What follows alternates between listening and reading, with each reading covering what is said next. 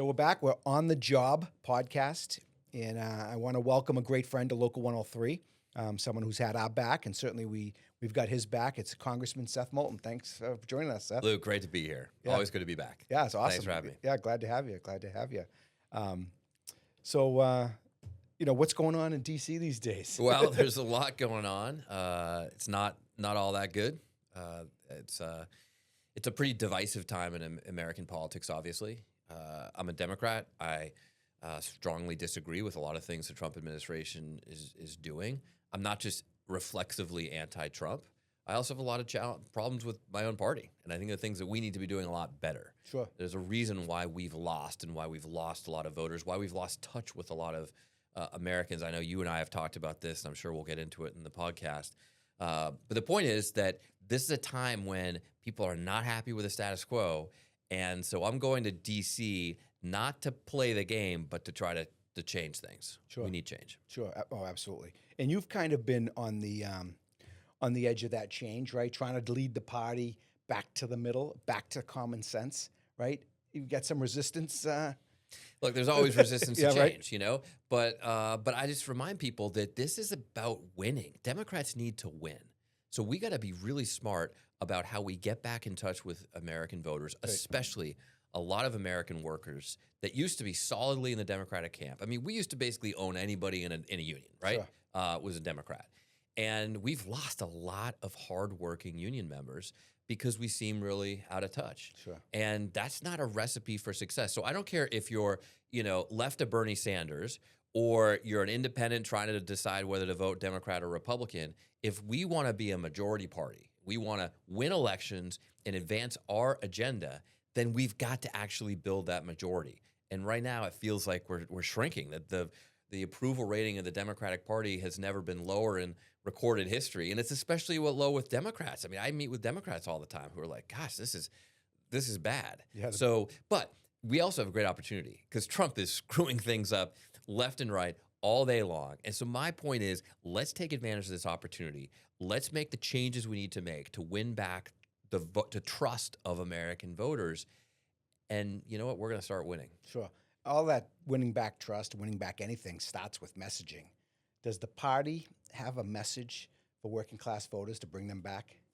I mean, I think we fundamentally do, right? I mean, Trump is a guy who he grew up busting unions, right? I mean, he'd take over hotels, he'd screw the workers, bankrupt the place, sell it, try to make a profit for himself. This is a guy who disparages veterans. He attacked John McCain for getting captured. He didn't want to visit the graves of soldiers in World War I in Europe because they were suckers for dying, he said. I mean, this is not a man who fundamentally respects hard work or American workers. Whether you're a hardworking Marine or soldier or whether you're a hardworking union laborer, he's against them. But a lot of people feel that our party is just kind of out of touch, right? I remember talking to a Marine buddy of mine a couple weeks before last year's election. And he said, "Look, Seth, I don't want to vote for this guy. He's crazy. He's nuts. But you Democrats are so out of touch." So what I'm asking my fellow Democrats is, what do we need to do to get back in touch? And I think one of the first things we need to do is start listening to people, start listening to workers, start listening to union leaders like you, and not just preaching. We're a party of a lot of preachers who like to talk down to people. So look, Lou, what do you think? What do we need to do here? I want to listen to you. What do you think we need to do? I appreciate that. And this is kind of a give and take. Like I said, in my union, members think that we're telling them how they should vote or we're telling them what they should be doing. And that's not the case at all. That's part of why we started this podcast. So we can hear from political figures and policymakers on why we endorse the folks that we endorse and why it's important to vote a certain way. Because, I mean, we've had 9 months of Trump. It feels like it's been 9 years already. Yeah. It's like we got a long slog ahead. We do. You know what I mean? How the hell are we going to get through this thing? We do. And I think it's important for our folks to hear from you, and to hear from the party. I mean, I know you don't speak for the party. You speak for Congressman Moulton. But I think it's important that they hear from you and hear from our folks. Well, let me share some of my ideas, but I also want to hear where you disagree, because I mean, I always learn a lot from talking with you and your members. But first of all, I think that a lot of people feel that they just lost trust with Democrats.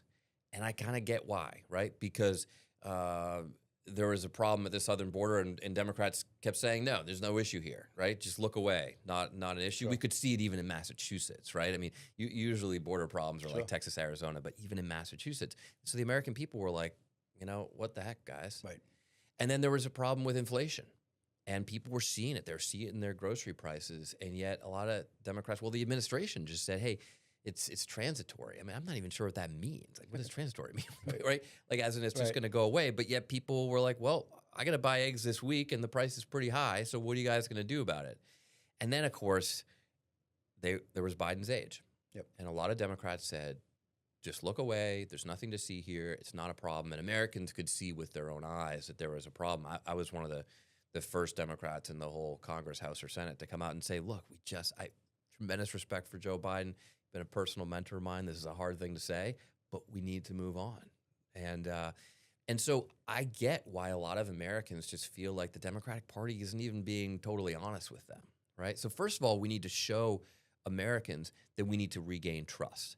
I know one of the things that's so important to you and your members is just that trust, right? I mean, unions are all about trust, being able to trust the brother or sister next to you. And that's like the most fundamental lesson that I learned when I showed up for Marine Corps training.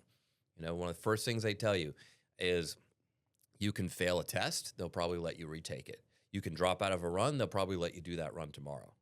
But if you lie about anything, you're packing your bags. Right. That's how important trust is. And I think we got to show the American people that we are listening to you, we are willing to change, and we want to regain your trust.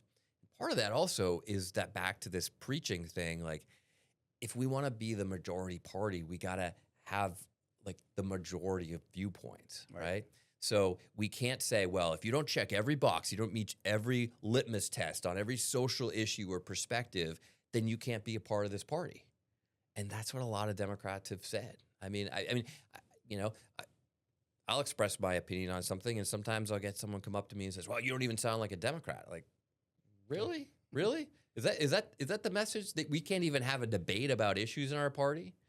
So there's a lot that we need to do to show the American people that we can change. But the second big thing I think we need to do is show the American people that we're not just the anti-Trump party. I mean, we can dislike what Trump's doing, right? But here's a question. We all know that Democrats are against what ICE is doing, right? And I am too. Like I've shown up at ICE facilities, helped get Marcelo, that 18-year-old honor student, out of ICE. I mean, this is what we need to be doing, is standing up to this stuff when it's breaking up communities. I'm all for border enforcement, but masked men running through the streets of Boston and snagging people because they wrote an op-ed they don't like in the administration, I mean, that's pretty draconian communist kind of stuff, right? Oh, yeah. So I'm opposed to that. But then if I ask you, hey, what's Democrats' immigration policy? Crickets. Well, we got to have a policy, right? We got to have an agenda. We got to have an agenda to grow the economy, to grow jobs. We got to have an agenda to fix education, to make it ready for this AI age. Because a lot of people are worried, like, am I getting the training I need to survive in this world with AI and computerization and all this stuff going on, right? So we got to have a forward-looking agenda that's better than the Republican agenda, not just anti-Trump. Sure. You mentioned the immigration stuff, and I've said it all along. I think both parties, more so the Republicans, they don't want an immigration policy, right? They want to be able to use it to beat the other side over the head with. That's what I said. Like You're right. Whether it was Biden or Harris or whoever had an idea, let's change the border. Let's put a sensible border policy together. And they were like, absolutely not. Do not support that. I can't beat them over the head with it if it's fixed. Well, there was right? that's literally what happened. Remember, this was like maybe a few months before the election. There was a bipartisan immigration proposal in the Senate. Actually, the lead negotiator was a Republican. Like, he was kind of the primary author, a guy from Oklahoma. And Trump said, nope, I want to make an election issue. So he is literally playing politics with this. But if we don't get out there and say, hey, we believe in secure borders too, but here's a more humane way to do it. Right. We want to have a pathway to citizenship. We don't want to kick out all these kids. Like Marcelo, ICE picked him up because they said he violated a paperwork issue when he was 6 years old. Right. I mean, are you kidding? I have a 6-year-old. Like, do you think she understands immigration paperwork? Right. That's insane, right? So we can do better, but we got to have a plan. Yep. Yep. And going back to 2024, and it's easy to be Monday morning quarterback into today, say all the things we did wrong and why we didn't win and stuff. And right after the election, you were pretty bold. You came out and you said what you felt. Some people viewed you as those comments as controversial. Some applauded you for them. Yeah. How did you intend for those kind of comments, whether it was about trans athletes or anything else? How did some of that stuff? How did you intend for that to come off, and did it hit the way you wanted it to? Well, I guess I wanted it to come off to make people think, and it certainly made people think. It sure did, yeah. Right, and so that's good. Some people say I could have said it in a more sensitive way, but the important thing is that we got to be able to have debates. Right. And you know what? If you don't use exactly the right language, Democratic Central Messaging Committee approved language, like, it's okay, folks. Let's just be able to talk about these issues, because if we can't even have a debate about issues or disagree about things, I mean, like, how is that different than what the Republicans are doing when they go around banning books? Right. We don't agree with that book being in a library, so we're going to put it on fire like Hitler did. I mean, that's crazy, right? So let's be a party that can actually debate these issues. And I brought up a few things. I said, hey, some of the things I just mentioned, we're out of touch on immigration. We've got to have a plan here. Yep. We're out of touch on inflation. We haven't done enough to bring costs down, because all across America, people just can't afford things, right? I mean, I'm shocked at the grocery bills I get even from Market Basket, and it's wow. It's getting worse. I thought I was going to a discount place, and this is a lot of money for a load of groceries for the week, right? Yep. So we have to do work on that. But the point is that I said these things, like there was a protest in front of my office within days because people were upset about a couple words I used, talking about my daughters being able to play competitive sports. Yep. And you know what? People have really come around. I mean, not everybody. There's always going to be people who disagree. But I wrote an op-ed about this, just sort of how we need to do more listening as a party. We need to be willing to disagree. We need to be able to take on these issues. In fact, we're really doing a disservice to minorities like trans people if we don't take on their issues and actually have a plan, because otherwise Republicans just take their extremist position, often very hateful, and that's the only thing on the table, because we're too scared of the extremes in our party to even put forward something, right?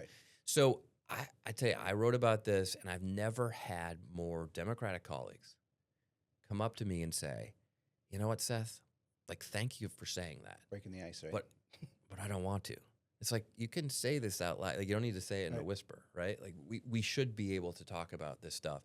And both co-chairs of the Equality Caucus in Congress, the people who were really experts on these issues, they came up to me and said, you know what, we do need to have this debate. Yeah. So you can do both. You can do both. You can do both. And by the way, you might want to change some of your language or something like that, right? I mean, but I get along great with Sarah McBride, who's the first trans member of Congress, but we work on these issues, right? Right. I mean, she sometimes gets attacked by some of the same people that are attacking me, ironically, right? Because, you're not pure enough on this issue or that issue, and that's not a way to build a majority. That's the purity test. The purity test, right? Is what turns people away. Nobody is pure. Nobody is Snow White. No. Nobody's perfect. No, we all make mistakes. Yeah. And if we're a party that can't accept mistakes or different points of view, then we're just going to be narrower and narrower and narrower. Right. And guess what? That's a losing formula. Yeah. You think we can't get any lower than we are now? I don't know if we've hit rock bottom yet. But well, we're pretty low. But look, I'm very optimistic. No, I know. Look, I am. Because I think we know some of these things we need to change. So we got to show voters that we can regain trust. Yeah. And then we got to have a big agenda.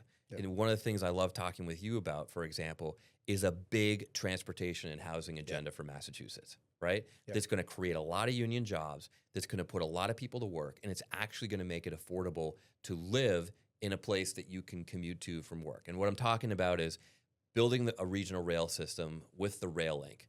So I can get on a train in Salem, which I can do today, but there's only a train every half hour. I can get a train every 8 minutes to anywhere in eastern Massachusetts, and including West-East Rail to Springfield, because it's all interconnected. So right now, I live in Salem, right? If my wife, who works in sports, wanted to get a job in Foxborough, be like, well, you're either going to give that job up or I'm going to give this job up, because you can't commute from Salem to Foxborough at rush hour. Everyone knows that, right? That's crazy. Right. They're not that far apart. So the goal is to create a transportation system a fast, modern regional rail system, all electrified, by the way. I want you guys to hear that. All electrified, Yeah. all right? That's super fast and literally faster than driving to get all around Massachusetts. So you can live on the South Shore and work in the North Shore. You can live in Framingham and get to a job in the seaport faster than you can drive. So you can actually make that commute.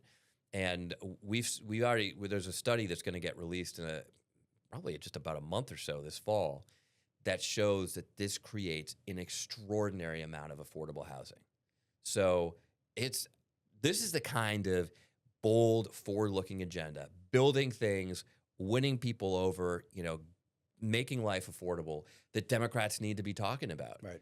And I mean, Trump's busy cutting Biden's infrastructure investments. Right. Like, let's actually have a plan here, and that's one of the things I'd like to talk about for Massachusetts. Yeah, I mean, this is the stuff old Democrats used to talk about, right? Absolutely. Affordability, transportation, public transportation, Yep. and the cost of housing. That's right. Real democratic issues. Rich people don't worry about that stuff, but working class people do every single day. That's Yep. the biggest issue. If you're someone who can't afford a new house right now, if you're someone who looks at your electric bill every month and is like, wow, Right. where is this going? Then I want to talk to you. Yeah. All right. Like Yeah. those are people that, that we need to win back over because we've got it. But you don't do that without a plan. Right. And so that's why I'm talking about Yeah. building things, investing in our communities. We got a plan for the future. I love the way that you guys invest in job training and education, for example. Like there's this big debate in Massachusetts right now about lottery systems for vocational education, right? And to me, it totally misses the point. If these kids are voting with their feet, if they're saying, we want this education, then why are we having all these crazy debates about who gets into schools? Let's build more schools. We got to give it to them, or they're going to go Exactly. elsewhere, right? We got to walk and chew gum at the same That's time. right. That's right. Like they're screaming. The market's saying there's a line out the door, at Essex Tech. Like these are amazing schools. Let's actually give kids the seats, instead of just bickering about exactly what the system is to getting in. Right. And sure, if you have to close some schools in Boston, those are tough decisions. But if you got a school that's half full, let's wake up, folks. We got to make we got to lead here. I think there's a consolidation plan there, but I get it. If people want a certain education, we got to be able to provide it for them, Yeah. right? Yeah, Absolutely. and I think you know what? I think a lot of kids know Yep. that if you're a computer programmer right now, you got to worry a lot about AI. Ooh, right? Like it's going to take over those jobs. Yep. But it's going to be a long time before a robot fixes that light if it's not working. That's right. I got a 17-year-old at home, junior in high school, and he's decided on his future. He's been brought up in the local 103 world, right? But he also kind of wants to go to college, but he doesn't want to go broke, go to college. So he's trying to navigate his way, but we're showing him, hey, there's an opportunity for you to come to local 103, get some credits, maybe at a Wentworth or even a community college that give you some credits towards the degree you want to get that is associated with being in the trades, and you can have the best of both worlds. That stuff exists out here, and it exists through the kind of the union movement, Yeah, and you're going to have job opportunities all over the place, right? And you might get one job here, and you can come back to the union. I mean, there's that kind of flexibility is going to be important for workers in the future. I think people know that intuitively. I mean, this is a way to survive with AI because there are a lot of jobs that are going to get automated out of existence, whether we like it or not. Yep. Like, let's be prepared for that. And by the way, let's be the party as Democrats that gets us prepared for that. That's having a forward-looking agenda. Trump is eviscerating the Department of Education. I mean, he's like blowing the thing up. He actually wants to literally eliminate it, right? That's not going to be good for kids. But what I would say is Democrats, when we win back the White House, when we take back power in Washington, don't just rebuild the Department of Education brick for brick exactly the way it was, because it's a new world. Right. That thing was built in the 60s. It's a different world. Let's make sure we're building an education system that's good for the next 50 years, not for the last 50 years. Right? And that's a message that I think that will resonate with people who are, who don't want to see their schools crumbling, don't want to see teachers get underpaid, but also say we need to evolve with the times and make sure that my kid doesn't have a job that's good for, 2025, but it's good for 2045. That's right. Yeah, data entry and that type of stuff is going away. Absolutely. You know? In the trades, people don't talk about it as much. But hey, I don't want to work in the cold, and maybe I don't want to work on a construction site. The trades, I mean, being in engineering is part of being with the trades. Project management, being a project executive or overseeing work. That is part of being in construction without actually being on a ladder and turning a wrench. I mean, there's so many different avenues you can go in being with the trades. That's right. Although it's hard for me to understand because after doing this job and all week, like the first thing I do when I get home is I want the list of things that need to get fixed around the house because I want to get on a Where's the ladder. hammer? Right? I want to put on my work clothes. But it is it's interesting. It brings this is maybe not where you were going, but it brings up another issue which I think is really important for education and our kids today, which is teaching resilience. Because you're right. Not everybody has to be out in the rain or the cold. Right. But I'm a little worried that this generation coming up hasn't had the experience with doing hard work and being resilient. And this is connected to mental health. I do a lot of work on mental health, right? And I think that's another piece of education that we could get back to that sometimes been lost these days. So the point is this is exciting, right? If you there's a lot of opportunities here to be forward looking. A lot of Trump's agenda is very much backwards. Make America great again. Go backwards, take things away. Right. We need to go forward. We need to go forward faster than we are today, and that's the opportunity for Democrats. But we got to recognize that the old playbook ain't working anymore. Sure. The the taking stuff away and giving stuff away for free. I don't think anybody wants anything for free if you're a worker. I work for stuff. I work for the things that I buy. It's such a good way to put it. Republicans are taking things away. Democrats are saying, here's all this stuff for free. No, that's not the American spirit. Right. American spirit is about hard work. The American dream is not something that just floats down and comes to you in the middle of the night. It's something that you can achieve by working for it. That's right? Nothing is more rewarding than hard work. Absolutely. That's what you guys are all about, every right? Day. Yep, that's right. We work hard all day. At the end of the day, you flick the switch, the light comes on. Look what I did today. Yep. It's very rewarding. Very rewarding. Having a job that you need to shower at the beginning of the day and the end of the day, right? That's right. You should be dirty at the end of the day to feel the sense of reward. Talking about some of the stuff Trump's taken away, you talked about the education department, but the infrastructure and then some of the investment in this clean energy stuff. And nobody right now around here is feeling it more than Salem. It hit home. It hit home hard. The city made this big investment in the port. Really staked its future on wind power, and Trump is yanking the plug out.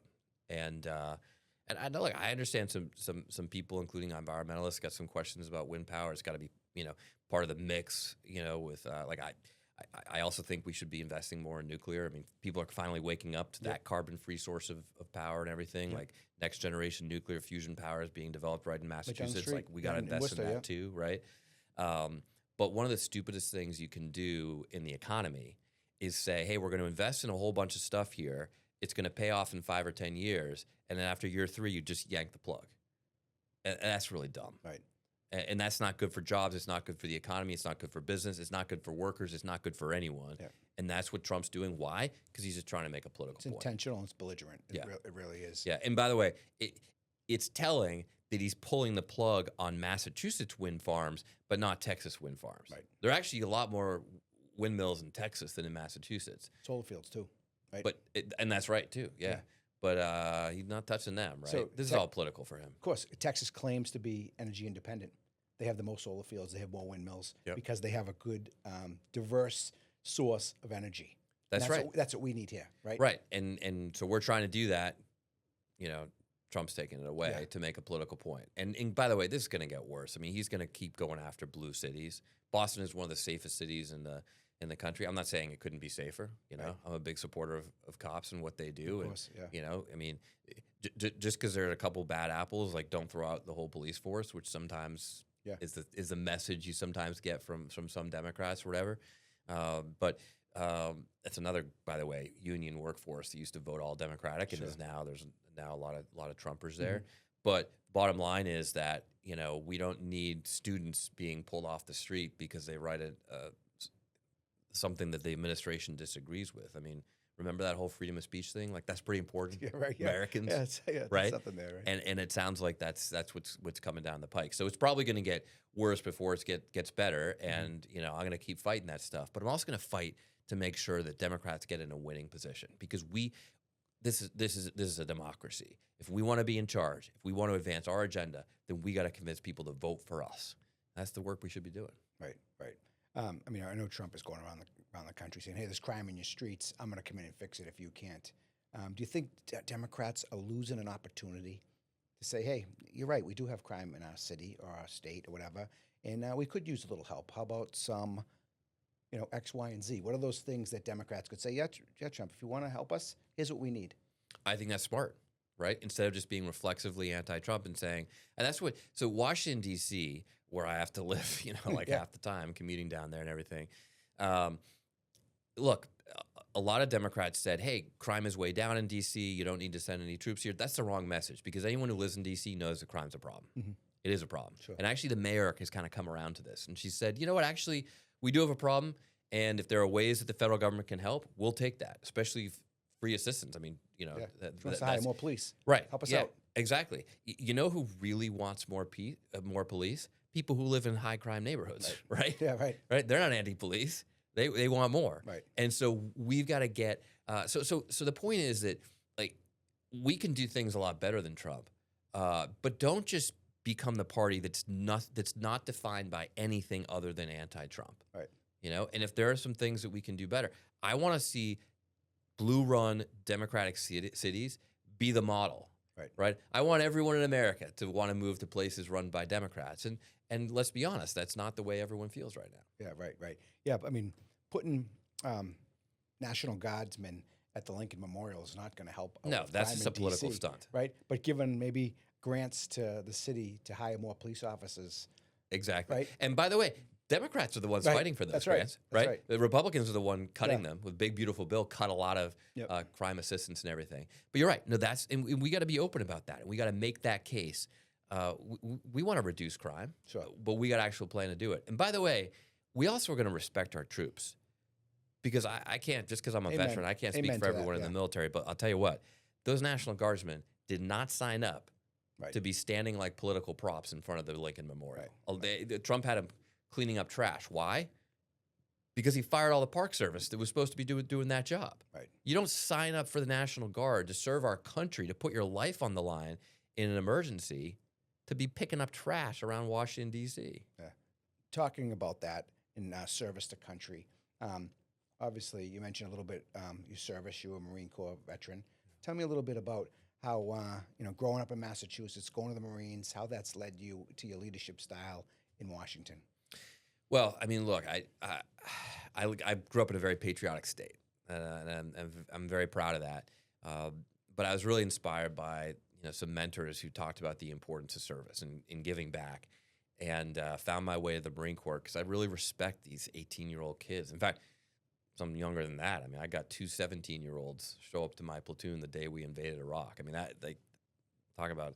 I don't think I could have done that when I was 17. Yeah, wow. I mean, these are really impressive Americans, and I was honored to serve with them and lead with them, even though I spoke out against the Iraq War. I mean, I was very critical of the Iraq War, but I was proud to go, proud to do my part, proud to not have anyone go in my place, and proud to serve alongside some of the greatest Americans that I've ever met. But I also recognize that that Washington made a lot of mistakes in that war. And that fundamentally, like seeing the human consequences of failed leadership in Washington, is why I ran for Congress. There was a day in Iraq where a corporal in my platoon, at the end of it's kind of a rough day, and he looked up at me, and I remember where we were. He said, sir, you ought to run for Congress someday so that this stuff doesn't happen again. I mean, he used a Marine term for stuff, but I don't know what your rules are on the podcast. So, but you get the point. And and that was a big part of my inspiration to run. So I didn't expect to be doing this. I didn't study politics in school or work on campaigns or anything like that. Right. I wasn't politically involved before. But when I got out of the Marine Corps, I realized we need more veterans in Congress, and we need more people who understand what it's like to be on the ground in these wars. I wouldn't be here without the Marine Corps. That's the bottom line. Yeah, some politicians take it for granted because they have no allegiance to service, maybe, and they just And easily you know what? send They're out not folks. worried about their kids going in. Right, right. There are a lot of chicken hawks in Congress who are quick to sound tough and vote for military action, Right. knowing full well that their kids aren't going to be the ones doing it. Right. And That's very admirable. that and pisses me off. That you served, and now you're serving your country still in Congress. You know. Yeah. Well, what I like about this Where'd you get that job. call to service? Actually, my college minister, who was also great professor, very popular course and everything, but Peter Gomes, he inspired me to serve. He said you should do something to give back. You know, he didn't say the Marine Corps specifically. I found my way there, but what I love about this job, because people ask me all the time, geez, how do you put up with this crap? Like, why things are so hateful and polarized and everything? Like, how do you keep doing this? And what I love about this job is the impact you can have on people's lives. And even in the midst of the Iraq War, even when things were going bad, even when there was a lot of disagreement, it was very unpopular and all this stuff, like every single day, I could make a difference in people's lives. And I'd rather be there on the ground, making that difference, trying to make things better than just being back here whining about it. Yeah, sure.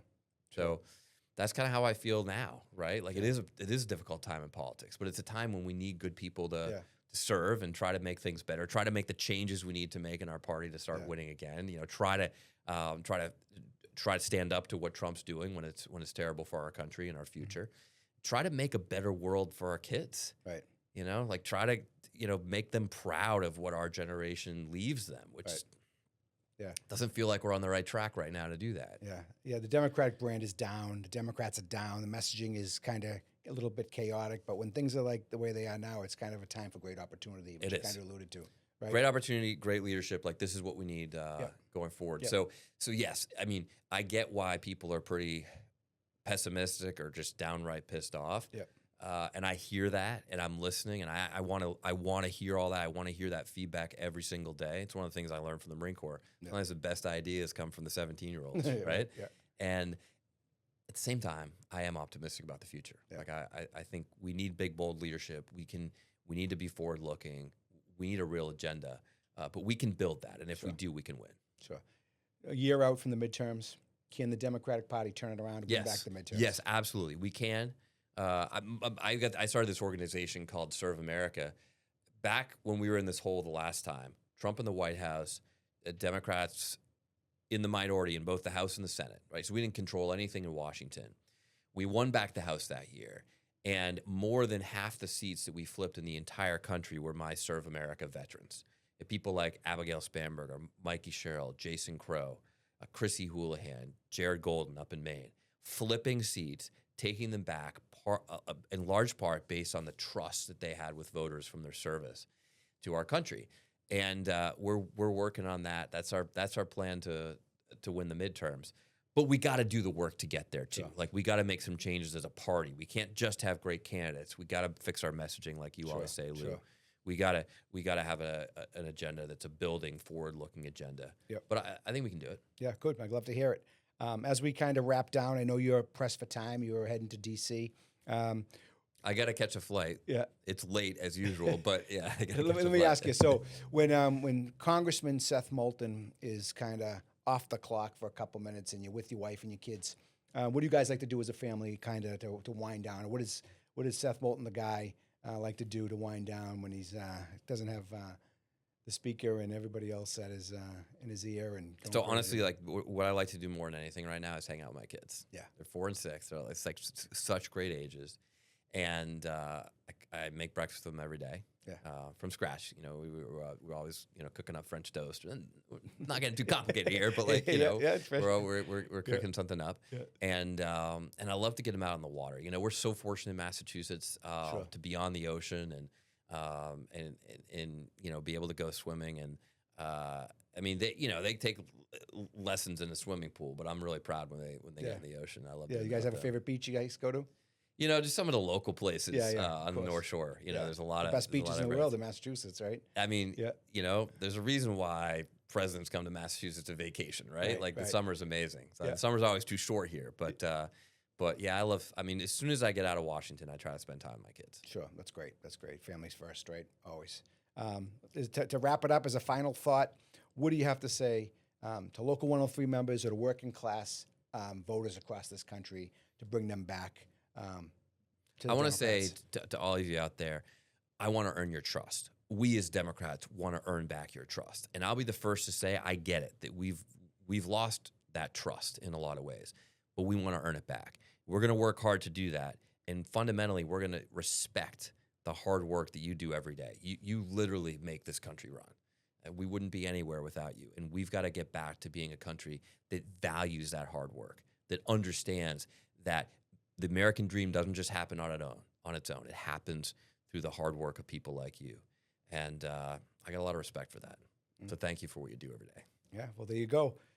Congressman Seth Moulton, a proud American, a proud Marine, here on the job with everybody from Local 103. Congressman, thank you so much for being here. Lou, Really thanks for having appreciate me. it. Absolutely.